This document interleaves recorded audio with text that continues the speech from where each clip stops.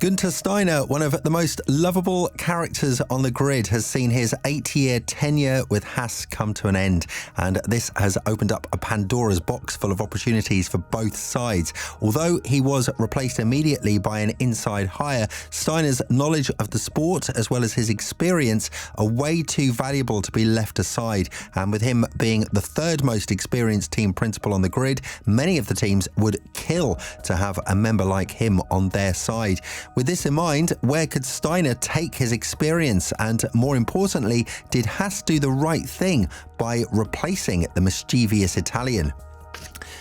It goes without saying that Steiner's departure from Haas is one of the most notable characters in the sport, and many of the newcomers have associated the sport with him due to his presence in Drive to Survive. This helped boost the Haas popularity in the United States of America, something that they desperately needed, even though they are a Native American team owned by Gene Haas. Regardless, the performance just wasn't there after 8 years in the sport, and the expectations were set quite high given the fact that Haas finished fifth in the Constructors' Championship in their third season of racing.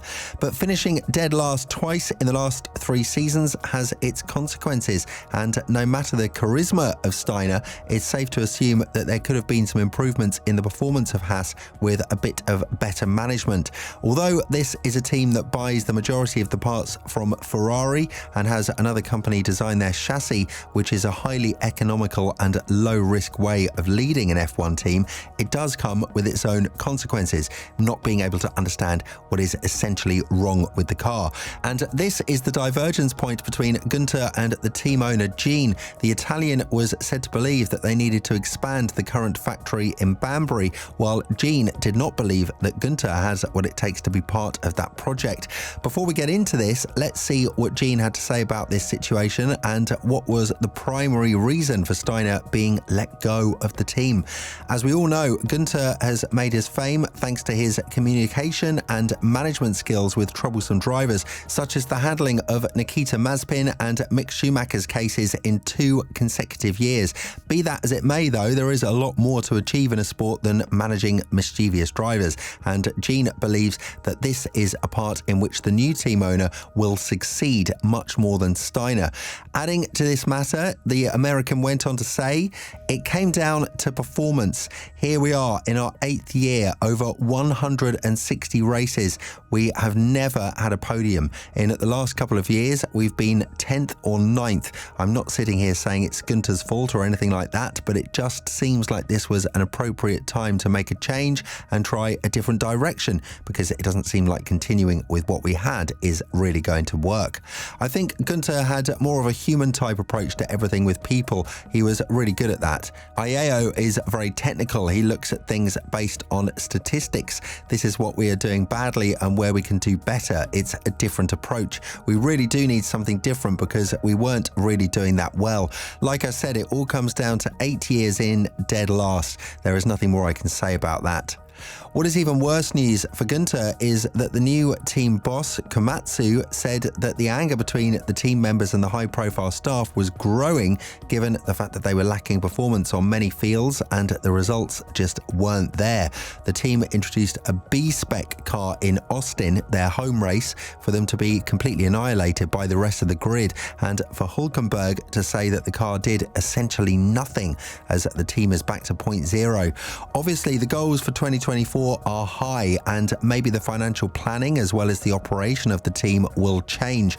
But nevertheless, the big picture that Gene had in mind did not involve Guenther, something that will definitely be addressed in Steiner's interview with Sky F1 on Saturday. According to Martin Brundle, there is always friction in the team when you only hear from one side and not both sides of the story at the same time, especially when the unheard side is the sacked one. Adding to this matter, Brundle wrote in a tweet, "Always significant when the departing person is not quoted in the press release. It tells you there's friction. I suspect we'll hear more about this. The team hasn't progressed in recent seasons, but it's hard to know exactly why without being on the inside. Good luck, Guenther and Haas." It's a good point, isn't it? Could you really blame Guenther, though, for the downfall of Haas? In the emerging era of American fans, Haas needed and had to do a lot better than what they did, not only because they were scrutinized by the American fans for not representing the true colors of the continent, but because they now have a legitimate contender they need to worry about: Andretti. Be reminded that the all-American squad of Andretti and Cadillac is yet to enter the sport, and if Gene feels like there is no more place for him in this competition, then a buyout could solve all of the issues. That way, he might be able to learn a thing or two on how to properly handle a motorsport business apart from the manufacturing success he's had, as he isn't that popular in NASCAR as well, but that's another story way beyond our pay grade. What we want to explain in this video is the underlying threat that this move brings with itself. Steiner will definitely cause a lot of damage to Haas just by not being there, because the majority of the new fans of the sport have connected Formula One with his statements and with his extravagant appearances. Therefore, for a small team that saved $250,000 by narrowing the pit wall to 3 seats only in order to increase the development rate of the 2023 car, this would definitely be considered a huge blow. And it comes at a time when they were able to cover a little bit financially by bringing in a title sponsor, MoneyGram. But according to Craig Slater from Sky F1, the issue was definitely between Gene and Guenther not being on the same page regarding the expansion of the team, something they definitely needed in order to reach the competitiveness level that Gene desperately waited for in the past couple of years. Adding more to this matter, Slater said, "Ultimately, Gene Haas has pulled the trigger here, and it's him not renewing Guenther's contract. There were divergent views on the way forward for the Haas team. I've been told Steiner desperately wanted significant investment in the factory in Banbury and in the general infrastructure of the team. He thought they had outgrown that facility and needed to invest a bit more to move the team forward. I've been told that Gene, and I will attempt to seek that end of it, wasn't going to spend the money, but wanted to see the team moving in the proper direction before he would spend heavily again on fresh equipment and expansion of the infrastructure at that Banbury base." As I mentioned earlier in the video, the new team principal did not take it easy on Steiner either, saying that everybody in the team had a growing anger over the lack of results.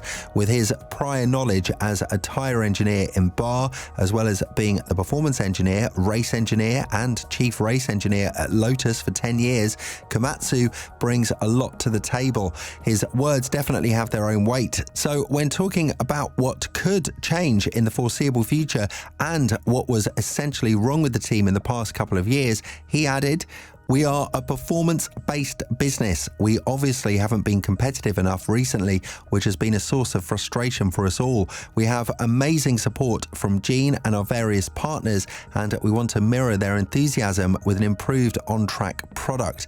We have a great team of people across Kannapolis, Banbury and Maranello, and together I know we can achieve the kind of results we're capable of." I'm naturally very excited to have the opportunity to be the team principal at Haas F1 team. Having been with the team since its track debut back in 2016, I'm obviously passionately invested in its success in F1. I'm looking forward to leading our program and the various competitive operations internally to ensure we can build a structure that produces improved on-track performances. With this in mind, do you think that Haas has done the right thing by sacking Steiner? And more importantly, do you think that the team will move forward with the new reconstruction? Let us know in the comments below.